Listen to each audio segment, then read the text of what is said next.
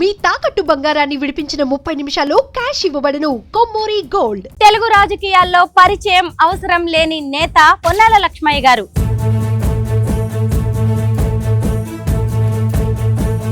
Jubilee hills లోని పొన్నాల లక్ష్మయ్య గారి ఇంటికి నేనొచ్చాను.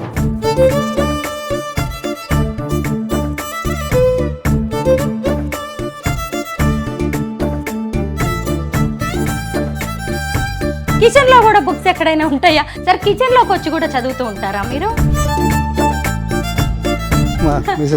నమస్తే. పొన్నాల లక్ష్మయ్య గారి రాజకీయ వారసులు ఎవరవుతారో నేను ఎందుకు చెప్తాను, నేను చేసేది కాదు. ఇప్పుడు ఇలాగా ఖాళీగా ఉంటే ఏమనిపిస్తోంది? రోజు 14 పేపర్లు చదివే వాళ్ళు ఎవరు ఉన్నారా? 7 ఇంగ్లీష్ పేపర్లు, 7 తెలుగు పేపర్లు. తల్లి లాంటి పార్టీని వదిలేసి బీఆర్ఎస్ లోకి ఎందుకు రావాల్సి వచ్చింది? అమెరికాలో మంచి ఉద్యోగం విడిచిపెట్టి, సంపాదన విడిచిపెట్టి. మీరు అనుకున్నవన్నీ బీఆర్ఎస్ లో దొరుకుతున్నాయా? ప్రజలకు ఏం చేయగలిగినాము, ఏం జరిగింది అనేది కనుక పరిశీలిస్తే చరిత్రలో ఒక వ్యక్తి. భవిష్యత్తులో పొన్నాల లక్ష్మయ్య గారిని మేము ఎలా చూడొచ్చు? పదవుల కోసం రాజకీయాల్లోకి వచ్చామా? కాదే. లేకుంటే పేరు కోసం వచ్చానా రాజకీయాల్లోకి? మా నాన్నగారు 4 సంవత్సరాలు నేను వయసులో ఉన్నప్పుడు చనిపోయాడు. బయట ఆశ్రయం ఇస్తే పశువుల కొట్టంలో పెరిగాను. ఎవరైతే లచ్చుగాడన్నారో, ఎవరైతే లక్ష్మయ్య అన్నారో వాళ్లకు లక్ష్మణ అనే స్థాయికి నేను ఎదిగినట్టు వాళ్ళు. అందరికీ నమస్కారం. నేను Swaroopa Putlapalli. Welcome to Suman TV. Telugu రాజకీయాల్లో పరిచయం అవసరం లేని నేత పొన్నాల లక్ష్మయ్య గారు. నాసా సైంటిస్ట్ నుంచి నీటిపారుదల శాఖ మంత్రి వరకు ఆయన వ్యక్తిగత రాజకీయ జీవితంలో ఎన్నో మైలురాళ్లు ఉన్నాయి. జనగామ నుంచి 4 సార్లు ఎమ్మెల్యేగా గెలిచిన ఆయన 4 ముఖ్యమంత్రుల హయాంలో రాష్ట్ర మంత్రిగా పనిచేశారు. IT and communications, fisheries, irrigation, endowment minister గా ఆయన మన రాష్ట్రానికి సేవలందించారు. పేదరికంలో పుట్టిన పొన్నాల లక్ష్మయ్య గారు దొరల కుల వివక్షను కూడా ఎదుర్కొన్నారు. పట్టుదలతో ఎదిగి ఆయన రాజకీయాల్లో తనకంటూ ఓ ముద్ర వేసుకున్నారు. 45 ఏళ్ల పాటు కాంగ్రెస్ పార్టీలో ఆయన పనిచేశారు. మరి తల్లి లాంటి సొంత పార్టీని ఎందుకు వదిలేశారు? బీఆర్ఎస్ లో చేరాల్సిన పరిస్థితులు ఆయనకి ఎందుకు వచ్చాయి? ఇంతకీ అంత సీనియర్ నేత ఇప్పుడు ఏం చేస్తున్నారు, ఎక్కడున్నారు? హైదరాబాద్ లోని జూబ్లీ హిల్స్ లోని పొన్నాల లక్ష్మయ్య గారి ఇంటికి నేనొచ్చాను. పదండి, సీనియర్ నేత, మాజీ మంత్రి అయిన పొన్నాల లక్ష్మయ్య గారితో మాట్లాడుతూ ఆయన గురించి ఆయన మాటల్లోనే విందాం. సరే, నమస్తే. సార్, మీ ఇల్లు చూద్దామని వచ్చాను, చూపిస్తారా మాకు? ఇక్కడ ఒక ఫస్ట్ ఫ్లోర్ ఉంటుంది, తర్వాత సెకండ్, అక్కడంతా టెర్రస్ అనమాట. సార్, 2014లో కట్టారు కదా ఇల్లు? ఇది ఇప్పుడు చాలా పాతకాలంలో కట్టింది. 2011లో మా చిన్నబ్బాయి కొనేశాడు.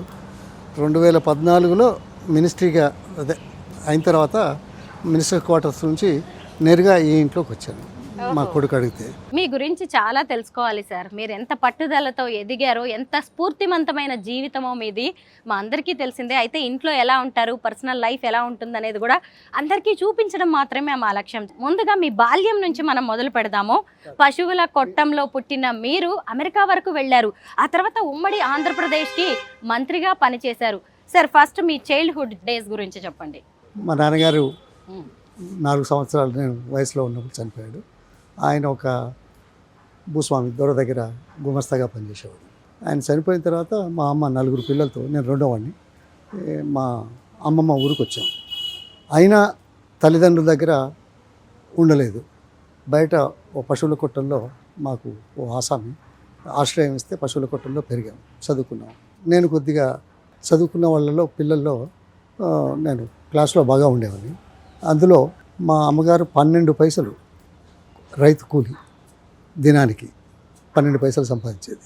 మగవాళ్ళకి 25 పైసలు, ఆడవాళ్ళకి 12. కానీ ఆడవాళ్ళే ఎక్కువ పనిచేసేవాళ్ళు మగవాళ్ళకంటే. అయితే ఆ 12 పైసలతో మాకు భుక్తి. అందుకే నేను కొద్దిగా అందరితో మంచిగా ఉండి చదువుకున్న వాళ్ళు. మా ఊరు ఒక చారిత్రాత్మకమైన గ్రామం, సర్దార్ సర్వాయి బాబు.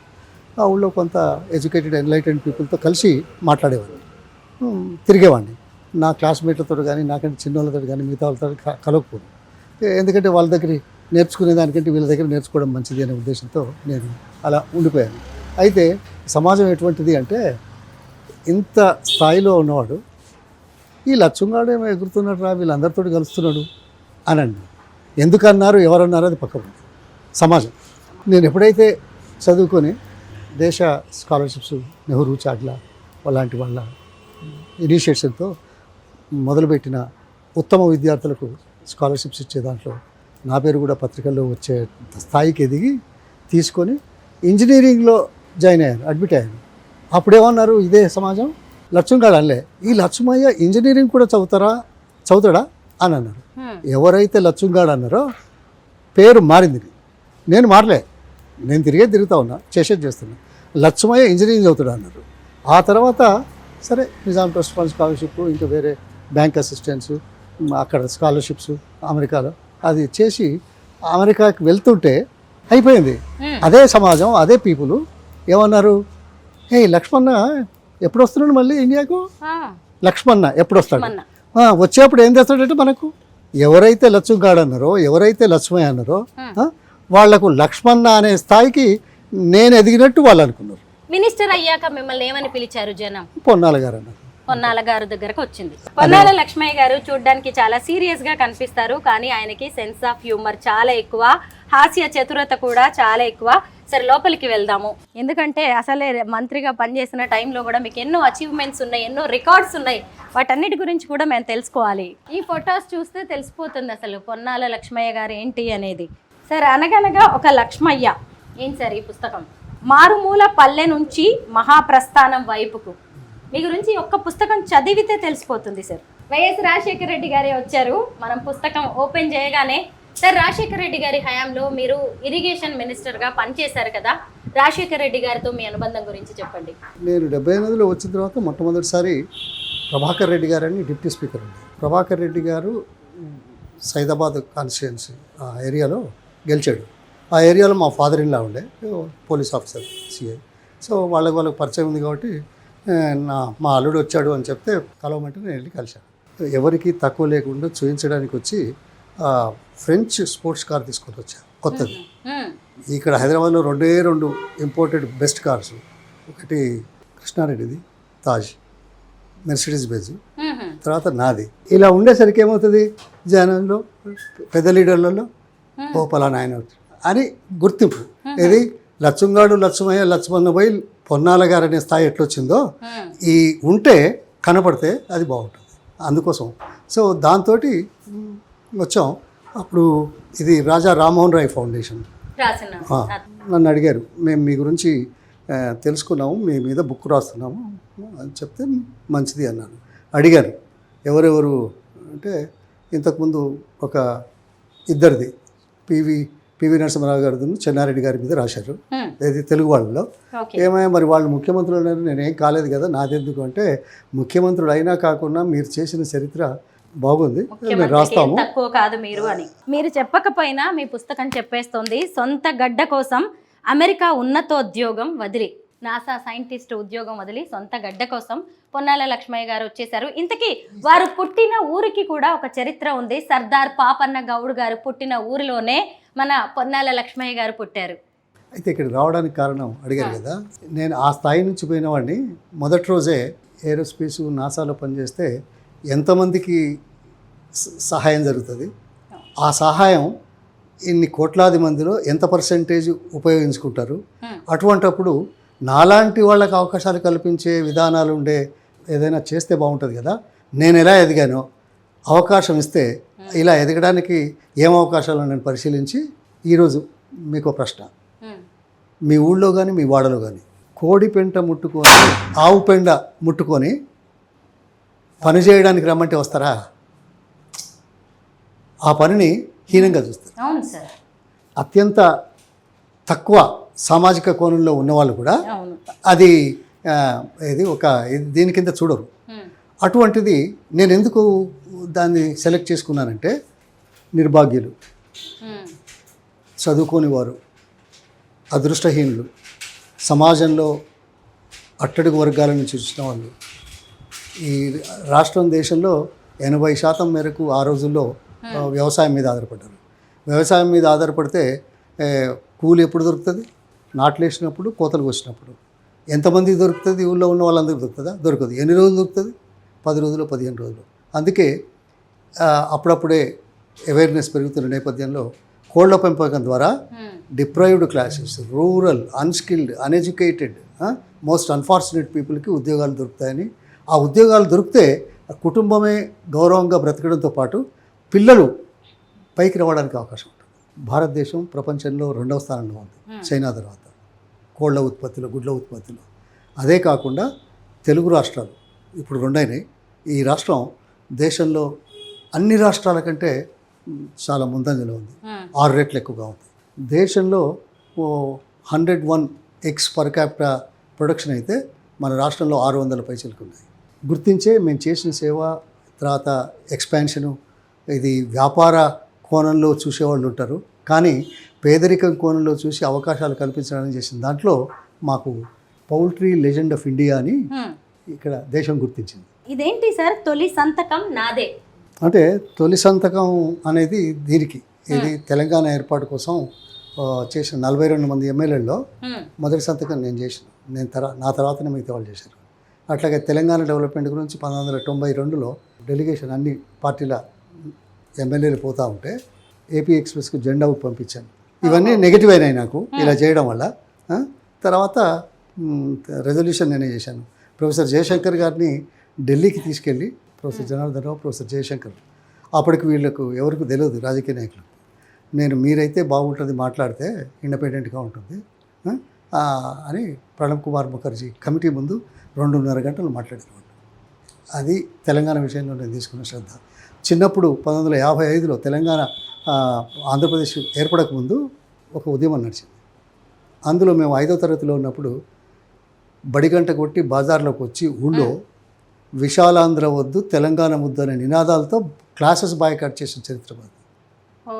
తర్వాత ఉస్మానియా యూనివర్సిటీలో 64లో డిఎస్ రెడ్డి ఆంధ్ర అతను 2వసారి వైస్ ఛాన్సలర్ చేస్తే వద్దని ఉద్యమం చేసింది మేము.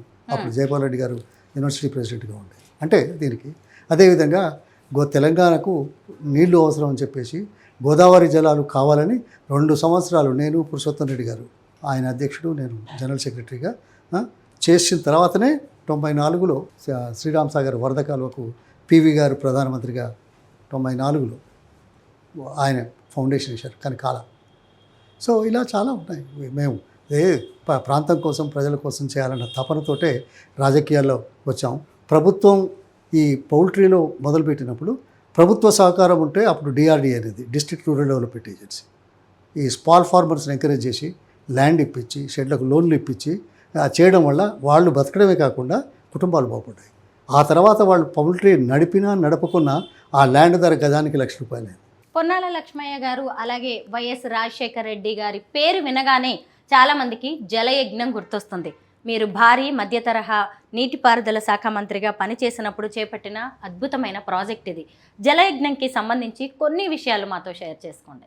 కోళ్ల పెంపకం ద్వారా ఉద్యోగ అవకాశాలు వస్తాయని చెప్పాను.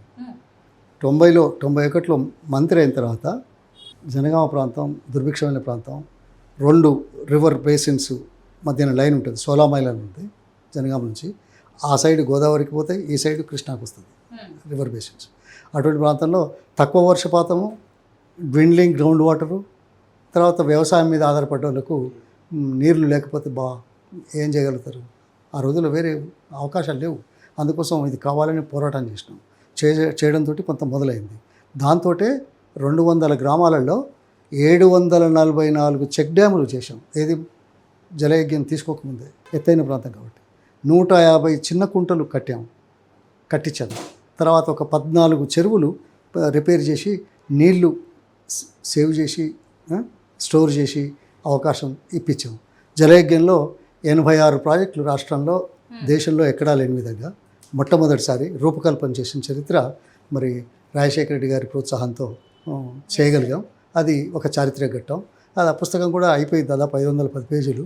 ఇదేదో ఫైనల్ ఎడిటింగ్ ఉంది కాబట్టి అది ఇక్కడ ఉంది. సార్, మీరు 4 ముఖ్యమంత్రుల హయాంలో పనిచేశారు, వివిధ మంత్రిత్వ శాఖలకి మీరు ప్రాతినిధ్యం వహించారు.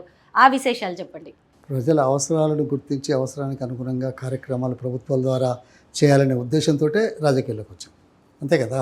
అయితే మొదటిసారి వచ్చినప్పుడు మా ప్రాంతం దుర్భిక్ష ప్రాంతం కాబట్టి అక్కడ డైరీ డెవలప్మెంట్తో కొంత బాగుపడతారు, వ్యవసాయం మీద ఇది లేదు, అందుకే తీసుకొచ్చాం. కాబట్టి 26,400 కుటుంబాలు ఆ 200 గ్రామాలలో ఈరోజు 10 నుంచి 20,000 రూపాయలు ఆదాయం వచ్చే రకంగా కొనసాగించాం. ఇది డైరీ డెవలప్మెంట్. అట్లాగే ఫిషరీస్ మంత్రిగా ఉంటే ఫిషరీస్లో కూడా మొట్టమొదటిసారి ప్రపంచ బ్యాంకు ఆర్థిక సహాయం తీసుకోవడం ఒక చరిత్ర అయితే, దాంట్లో దేశంలో మొదటిసారి ప్రాన్ హ్యాచరీస్ మన రాష్ట్రంలో ఏర్పాటు చేశాం. 4 రొయ్యల hatching. రొయ్యల హ్యాచరీస్ అంటే ఉత్పత్తి చేసి సప్లై చేయడానికి. ఆ రోజుల్లో తూర్పు పశ్చిమ గోదావరి జిల్లాలో అన్ని ప్యాడీ ఫీల్డ్స్ అన్నీ కూడా ఫిష్ ట్యాంక్స్ అనేవి. అందులో ఇది కూడా ఎక్కువ లాభం వస్తుంది కాబట్టి అది చేశారు. సో అదేవిధంగా ఆ రోజుల్లో ఎస్ఎస్జి గ్రూప్స్ అప్పుడప్పుడే మొదలవుతున్నాయి పివి గారి టైంలో.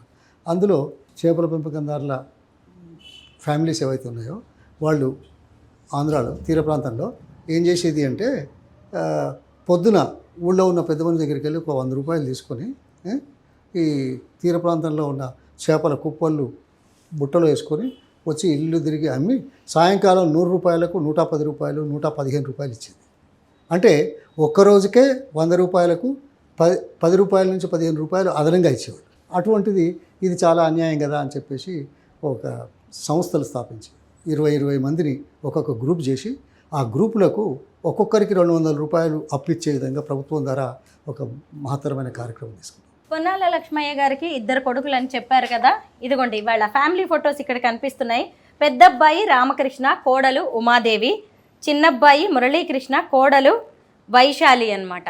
అసలు పొన్నాల లక్ష్మయ్య గారి రాజకీయ వారసులు ఎవరు, ఎందుకు అంటే డీలిమిటేషన్ కూడా జరగబోతోంది. కోడలు ఏమైనా రాజకీయాల్లోకి రాబోతుందా? వైశాలి రెడ్డి గారు గతంలోనే మీ తరఫున ప్రచారంలోకి రాబోతున్నారు, రాజకీయాల్లోకి రాబోతున్నారు అనేది కూడా విన్నాం. ఎవరవుతారో నేను ఎందుకు చెప్తాను, వాళ్ళ ఇష్టం. నేను చేసేది కాదు, నేను ఎంకరేజ్ చేసేది కూడా లేదు. ఎవరు ఏ పని చేసినా బాగా చేసుకోండి అని చెప్తాను. Cattle shed to capital city via Washington DC aerospace. చెప్పండి సార్, మీ లైఫ్ మొత్తాన్ని ఒక్క లైన్లో అక్కడ చెప్పేశారు. మీలాంటి వాళ్ళే ఒక జర్నలిస్టు అనంతపూర్ ఢిల్లీలో కలిసి ఈ బుక్ తీసుకున్నారు. ఇప్పుడు చూశారు కదా, తీసుకున్న తర్వాత అదంతా చూసి ఇదంతా తెలుసుకొని ఆయన రాశాడు, ఆయన బుక్ రాశాడు. అది ప్రింట్ కాలేదు, బట్ ఇట్స్ దేర్. ఇది వీ కేర్ ఫర్ హ్యుమానిటీ అనే ఒక సంస్థ, అందరూ రాజరికానికి సంబంధించిన వాళ్ళు, థర్డ్ వరల్డ్ కంట్రీస్ బేసికలీ. తర్వాత ఈ కంట్రీకి ఒక మీటింగ్ అయితే నన్ను పిలిచారు, ఆహ్వానించి నన్ను సత్కరించారు. సత్కరించిన తర్వాత ఆ రాజప్రసాదానికి వెళ్ళాం, చూయించారు. చూయించి అక్కడ ఇదొక పెయింటింగ్ ఉంది. నా మీద మరి ఎందుకు ప్రేమ పుట్టిందో ఆ మహారాజ్ గారు, ఇప్పుడు రాజు కాదు, ప్రజాస్వామ్యం అయిపోయింది, వేరే గవర్నమెంట్లు ఉన్నాయి కదా, ఆయనే నాకు ఇది ప్రజెంట్ చేశాడు. ఇది 17th సెంచరీలో గీసిన చిత్రం. వాళ్ళ ప్యాలెస్లో ఉన్న ఈ చిత్రాన్ని నాకు బహుమతిగా ఇచ్చాడు. 17వ శతాబ్దంలో గీసిన ఈ చిత్రం ఇప్పుడు మన హైదరాబాద్ చేరి పొన్నాల లక్ష్మయ్య గారి ఇంట్లో ఉంది.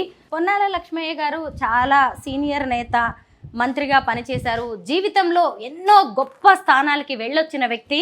వారి ఇల్లు ఎంత హంగు ఆర్భాటాలతో ఉంటుందో, ఎంత బిజీగా ఉంటారో, అసలు మనకి టైం ఇస్తారో లేదో అని కూడా చాలా మంది అనుకోవచ్చు. మొదటి గది వచ్చిన వాళ్ళు కూర్చుంటారు, ఇంకా ఇది ఇంకా క్లోజ్ పీపుల్.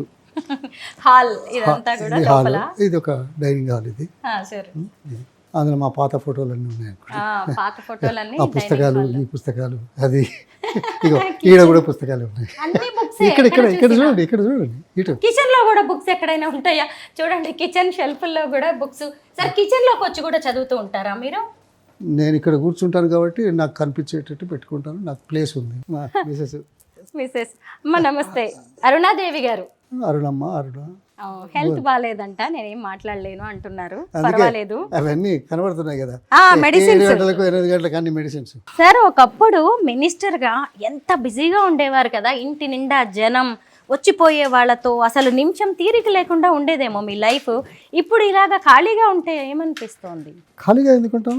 రోజు 14 పేపర్లు చదివే వాళ్ళు ఎవరైనా ఉన్నారా? రోజుకి 14 పేపర్స్ చదువుతారు పొన్నాల సార్. 7 ఇంగ్లీష్ పేపర్లు, 7 తెలుగు పేపర్లు. అదొక 3.5-4 గంటలు అవుతుంది. ఆర్థిక, రాజకీయ, సామాజిక కోణంలో ఏం జరుగుతున్నాయి, ఈ పరిష్కార మార్గాల గురించి రాసేవాళ్ళు, చదివేవాళ్ళు, ఆ భావాలు చెప్పేవాళ్ళు ఎలా ఉన్నాయి, రాజకీయ నాయకులు ఏ కోణంలో చూస్తున్నారు అనేది గుర్తించాల్సిన అవసరం, సరిదిద్దాల్సిన బాధ్యత ఒక పౌరుడిగా ఉంది అని భావించే వాళ్ళలో నేను ఒకని. సార్, మీరు 45 ఏళ్ల పాటు కాంగ్రెస్ పార్టీలో ఉన్నారు. అసలు కాంగ్రెస్ పార్టీ తప్ప మీకు ఇంకొక ఆలోచన లేదు, ఆ పార్టీనే శ్వాసగా భావించారు. అలాంటి తల్లి లాంటి పార్టీని వదిలేసి బీఆర్ఎస్లోకి ఎందుకు రావాల్సి వచ్చింది? ఆత్మగౌరవం, మర్యాద ఎన్ని సంవత్సరాలు చేసినా అది లభించకపోతే ఇది కాదు. ఓకే, ఏదో పదవుల కోసం రాజకీయాల్లోకి వచ్చామా? కాదే. లేకుంటే పేరు కోసం వచ్చానా రాజకీయాల్లోకి? గ్రామీణ ప్రాంతాల్లో ఉండే పేద ప్రజల అవసరాలు తీర్చడానికి ప్రభుత్వం ద్వారా అయితే మరింత మేలు జరుగుతుంది అనే ఉద్దేశంతో రాజకీయాల్లో వచ్చిన వాడిని కాబట్టి సర్వం త్యాగం చేసి, త్యాగం అనొద్దు, ఓకే, విడిచిపెట్టి అమెరికాలో మంచి ఉద్యోగం విడిచిపెట్టి, సంపాదన విడిచిపెట్టి, కోడి పెంట ఆవు పెంట ముట్టగలిగే వాళ్లకు అవకాశాలు కల్పించడానికి వచ్చినవాడు ఇవన్నీ కేర్ చేస్తాడా? ఆత్మాభిమానం, గౌరవం ఉన్నది, మర్యాద ఇవ్వాలా. మన చరిత్ర ఏంటి? తండ్రిని చంపి కొడుకు రాజైన చరిత్ర. అటువంటప్పుడు నాలాంటి వాడు ఉంటే నాకు లాభం జరగదు, నాకు అడ్డు అనుకునే వాళ్ళు ఎంతమంది ఉంటారు? చాలామంది ఉంటారు. అటువంటప్పుడు సరే, అది రాజకీయం, చరిత్ర, దాన్ని కాదన. కానీ అమర్యాదగా భావిస్తే, మనిషిగా గుర్తించకపోతే, అవమానపరిస్తే, అవహేళన చేసేలాగా పనిచేస్తే అక్కడ ఉండడం దేనికి? సార్, మరి మీరు అనుకున్నది సాధించారా? మీరు అనుకున్నవన్నీ బీఆర్ఎస్లో దొరుకుతున్నాయా? మీరు ఇది దొరికిందా అని అంటున్నారు. నా మీద ఉన్న అభిప్రాయం టీఆర్ఎస్ నాయకుడికి నా మీద ఏ అభిప్రాయం ఉందో మీకు తెలియదు. కేసీఆర్ గారికి మీకు తెలియదు. తెలిసినా ఏదో చూపెట్టడానికి పదవులు ఉన్నంత మాత్రాన అది గుర్తింపా? పదవి ఇట్స్ నాట్ ఏ గుర్తింపు. పని జరిగితే బాగుంటుంది అనుకునే వాళ్ళు పని కల్పిస్తే, చేసేవాళ్ళు చేయగలిగితే అప్పుడు దానికి అర్థం. అందుకోసం నేనే జాయిన్ కానీ ఎలక్షన్ల ముందే జాయిన్ అయ్యాను కదా. నేను వేరే అడగలేదు కదా, ఎమ్మెల్యే సీట్ కానీ లేకుంటే పార్లమెంట్ సీట్ కానీ. గౌరవం కోసం, మర్యాద కోసం మన వ్యక్తిత్వాన్ని చంపుకోకుండా రాజకీయాల్లో మనము ఉన్నాము, మేము చేశామని చెప్పుకోవడానికే కదా. సార్, కేసీఆర్ గారిని చాలా దగ్గర నుంచి చూస్తున్నారు. ఆయన చూస్తున్నప్పుడు మీకు ఏమనిపిస్తుంది? ఆయన విఘ్నత కావచ్చు, ఆయన తీసుకొచ్చిన తెలంగాణ, వీటన్నిటి విషయంలో మీ అభిప్రాయం ఏంటి? స్వాతంత్ర ఉద్యమం 200 సంవత్సరాలు నడిచింది. చివరికి గాంధీ గారు, నెహ్రూ గారు, వల్లభాయ్ పటేల్, సుభాష్ చంద్రబోస్, ఏది క్విట్ ఇండియా మూమెంట్ 33 నుంచి మొదలయ్యి 47 అంటే ఎన్ని సంవత్సరాలు? 14 సంవత్సరాలు వచ్చింది. అంతకుముందు ఉద్యమం నడవలేదని ఎవరైనా అంటే పొరపాటు. కానీ ఎప్పుడైతే జనం నాయకత్వాన్ని, ఉద్యమాన్ని గుర్తిస్తారో అప్పుడు ఆ పేరు వాళ్ళకు వస్తుంది. So is the case. 1955 నుంచి విశాలాంధ్ర వద్దని చెప్పిన వాళ్ళలో నేను ఉన్నాను, తెలంగాణ కావాలని చెప్పిన వాళ్ళు మేము ఉన్నాము. అన్ని రకాలు నడిచినాయి అనుకోండి. కానీ కేసీఆర్ గారు వచ్చిన తర్వాత దానికి ఒక రూపు వచ్చింది, ఒక ఉద్యమ స్ఫూర్తి వచ్చింది, ప్రజల్లో చైతన్యం వచ్చింది. తర్వాత గత్యంతరం లేని పరిస్థితుల్లో ఇచ్చినారనే భావం కూడా కలిగింది. తెలంగాణకు జరిగిన అన్యాయాల గురించి చెప్పడంలో బాగా పనిచేశారు కాబట్టి తెలంగాణ గత్యంతరం లేని పరిస్థితుల్లో ఇవ్వాల్సి వచ్చి ఇచ్చినారనేది తెలుసు. అదే తెలంగాణ ప్రదాత అని మనం అంటాం. ఖచ్చితంగా ఆయనకు క్రెడిట్ ఇవ్వాల్సిందే. వచ్చిన తర్వాత తెలంగాణ గురించి ఏం చేశాడు అనే దాంట్లో ఒక దూరదృష్టితో, సామాజిక కోణంలో అందరికీ భాగస్వాములు చేసే విధంగా రాష్ట్రాన్ని అభివృద్ధి పరచడానికి చేసిన చర్యలు ఒక చారిత్రాత్మకం. తలసరి ఆదాయం ఎంత పెరిగింది, తలసరి జీడిపి ఎంత పెరిగింది, తర్వాత విద్యుత్ వినియోగం ఎంత పెరిగింది, తర్వాత పంటలు ఎలా పెరిగినాయి. సరే, దానికి చాలా కారణాలు ఉన్నాయి. ఆయన 46,000 చెరువులు అయితే 24,000 చెరువులను బాగు చేశాడు. అవునా? 24,000 చెరువులు బాగు చేస్తే ఒక్కొక్క దాంట్లో 10 ఎకరాలు అదనంగా వచ్చినా 2,40,000 ఎకరాలలో పంట పండిందా? అది 2 పంటలకు 4,80,000 ఎకరాలు అవుతుందా? తర్వాత కరెంటు అప్పుడు 19 లక్షలు ఉండే. 19 లక్షలు ఉన్నప్పుడు మనం 7 గంటలు ఇవ్వడానికి కూడా ఇబ్బంది పడ్డాం. ఈ లోపల అంతకుముందు చేసిన కార్యక్రమాల్లో ఛత్తీస్గఢ్ నుంచి రావడానికి, తర్వాత కారిడార్ చేయడానికి చేసిన చరిత్రలో ఎలక్ట్రిసిటీలో నా భాగస్వామ్యం ఉండింది, నా వల్ల జరిగింది అని నేను గర్వంగా చెప్తాను. అది తొందరగా చేయడానికి. సో 2014 తర్వాత ఛత్తీస్గఢ్ కరెంటు రావడం, నార్త్ నుంచి సౌత్కి వచ్చే కారిడారు పూర్తి కావడంతో నార్త్లో తక్కువ ధరలకు ఉండే రాష్ట్రాల నుంచి వచ్చే కరెంటు వచ్చింది. దీన్ని ఒక ఆయుధంగా రాజకీయాలు మాట్లాడతారు, అది వేరు. నేను రాజకీయాలు జోలిపోను, ఎవరేం మాట్లాడింది. కానీ దాన్ని ఉపయోగించుకొని 24 గంటల స్లోగన్ ఇచ్చి రైతులకు ఎక్కువసేపు కరెంట్ ఇచ్చాడు. ఎక్కువసేపు కరెంట్ ఇస్తే 19 లక్షల పంపు సెట్లకు 7 గంటల బదులు 10 గంటలే వచ్చిందనుకో, 18 వచ్చిందనుకో, 24 గంటలు వచ్చిందనుకో, ఒక్కొక్క పంపు సెట్టు 2 ఎకరాలు 1.5 ఎకరాలే వచ్చిందనుకో, ఇప్పుడు ఎక్కువ కరెంటు తోటి ఇంకో ఎకరం పెరుగుతుందా? పెరిగితే ఏమన్నట్టు 19 లక్షల పంపు సెట్లకు 19 లక్షల ఎకరాలు అదనంగా వచ్చింది. తర్వాత అప్పటి నుంచి ఇప్పటి వరకు మరో 11 లక్షల పంపు సెట్లు ఎక్కువ ఇచ్చాం. 11 లక్షల పంపు సెట్లు ఇస్తే ఒక్కొక్క పంపు సెట్టుకు 2 ఎకరాలైనా 22 లక్షలు. ఇవి 22, అది 11, 33, అదొక 3 లక్షలు, 36 లక్షల ఎకరాలు అదనంగా అయినాయి. ఇరిగేషన్ ప్రాజెక్టులు కాకుండా దేవాదుల్లో కొద్ది నీళ్ళు అప్పటికే మొదలైనాయి, ఇచ్చాము. ఎస్ఆర్ఎస్పి ఫ్లడ్ కెనాల్లో ఇచ్చాము, సూర్యాపేట వరకు కూడా ఇచ్చాము, అది నడుస్తూ ఉన్నది. దాని పూర్తి చివరి భాగాలు పనిచేయడానికి 10 సంవత్సరాల్లో కొంత డబ్బు ఖర్చు పెట్టారు కాబట్టి బాగా పెరిగింది. అందుకోసం ప్రజల దృష్టిలో ప్రజల అవసరాల కోసం నా రాజకీయం నేనేం చేయాలి, అధికారంలోకి ఎట్లా రావాలి అనేది వేరే విషయం, అది చర్చించడం అనవసరం. కానీ ప్రజలకు ఏం చేయగలిగినాము, ఏం జరిగింది అనేది కనుక పరిశీలిస్తే చరిత్రలో ఒక ఉండిపోయే వ్యక్తి, మంచి మనిషి. నేను ఆయనతో నన్ను ఛాలెంజ్ చేశాడు. 5 గంటల 45 నిమిషాలు 2006 అనుకుంటా భోగి రోజు 5 గంటల 45 నిమిషాలు నేను వారికి సమాధానం చెప్పాను. చరిత్రలో ఎన్నడైనా ఎప్పుడైనా ఒక కేంద్ర మంత్రి పదవి రాజీనామా చేసి వచ్చిన తర్వాత రాష్ట్ర ప్రభుత్వాన్ని ఛాలెంజ్ చేస్తే ఒక మంత్రి 5 గంటల 45 నిమిషాలు సమయం ఇవ్వడమే ఇవ్వరు. ఇవాళ ఎవరైనా మాట్లాడతారా? లేదు సార్. భవిష్యత్తులో పొన్నాల లక్ష్మయ్య గారిని మేము ఎలా చూడొచ్చు? మళ్ళీ పోటీ చేసే అవకాశం ఉందా ఎన్నికల్లో? నా సర్వీసెస్ ఎలా వాడుకుంటే అలా. నేను పోటీ చేసి నా ఈగో కోసం ఓహో అనిపించదు, అందుక పోటీ చేసేది. అవసరానికి అనుగుణంగా రాజకీయ పార్టీ ఏదైతే నాయకుడు ఉన్నాడో అది వాళ్ళ ఇష్టం. ఎప్పుడైనా ఇలా కూర్చున్నప్పుడు అనిపిస్తూ ఉంటుందా జీవితంలో చాలా సాధించాను నేను అని? నేను ఎప్పుడు చాలా సంతోషంగా ఉంటాను. ఎందుకంటే నేను అనుకున్నది చేయాలని, చేయడంలో ఏ మేరకు సాధించాననేది నాకు నేను అంచనా వేసుకోవడం, ఫలితాలు పరిశీలించడం జరుగుతుంది. అంతేకాని ఏదో ఊరికే ఇది కాదు. అందుకే నేను ఇలా ఉండగలుగుతున్నాను. Correct. So I'm happy. Thank you so much sir.